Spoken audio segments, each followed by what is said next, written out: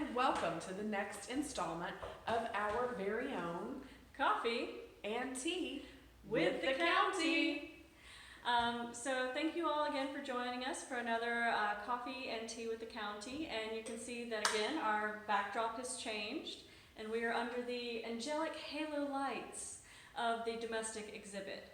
The domestic exhibit is located on our main floor and it showcases gas stoves, hair contraptions that you think were more likely to kill you than perm your hair. So lots of daily life of domesticity. Exactly, Yes. exactly. Washboards, irons, kettles, things like that. And all of them have really cool stories behind them, but of course, as you know, if you've watched our videos before, we'd like to pick two of our favorite things in the exhibit and tell you about them. So, Leah, do you want to start us off and tell us about your favorite thing in this exhibit? I would love to because mine is cuter. She's right. So this is my favorite item in the exhibit. I'm going to come a little closer and show you. You secure it a little bit better here. You notice we're wearing our nitrile gloves because that's how we keep our oils off of artifacts, because the oils can corrode the metals, permanently damage objects, things like that. So we always make sure we wear our nitrile gloves. But still, don't tell our collections manager that I'm about to hold this up to you. Exactly. Okay, so keep it on the down low. This is a single plate burner. This is ceramic here, and if you can see inside, there is a coil heating element.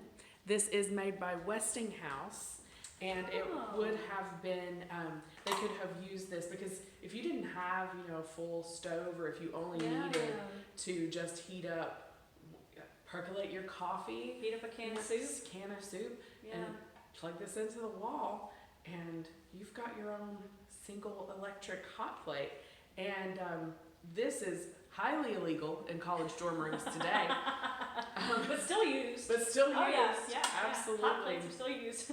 I bet they're not as pretty as this though. Look at that turquoise.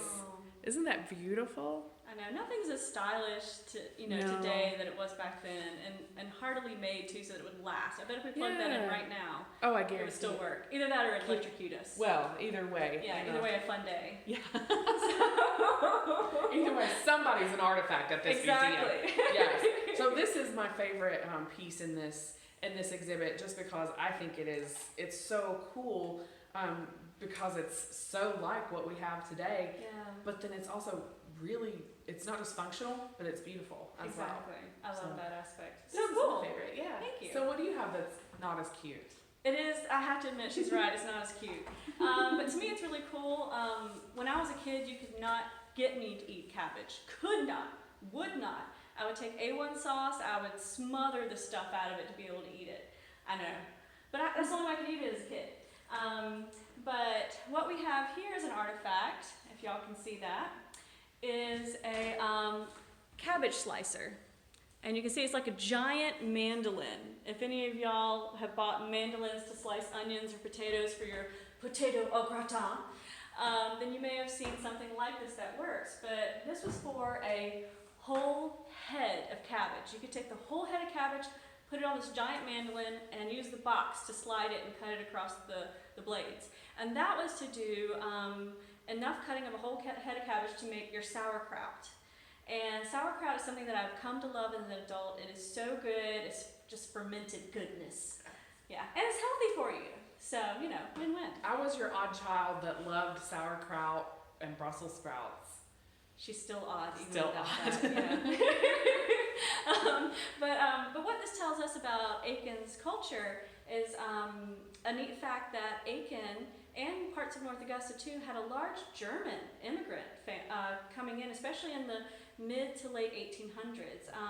In the 1850s and 1860s in Aiken, you start to see names like Bush, Hahn, and they're the ones who are bringing with them their German traditions, like making sauerkraut.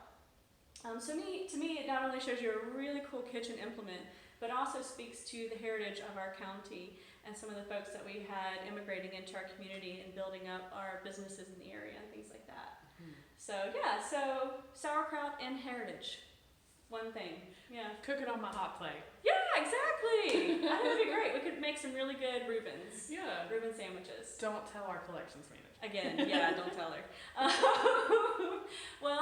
With hope that you have enjoyed our coffee and tea with the county, and that you will come explore the really cool exhibit. Again, don't touch anything. Only those who are pre-approved with knife child gloves can touch our artifacts, even though it's very tempting since they all sit out about here on the gas stoves. But just admire from a distance.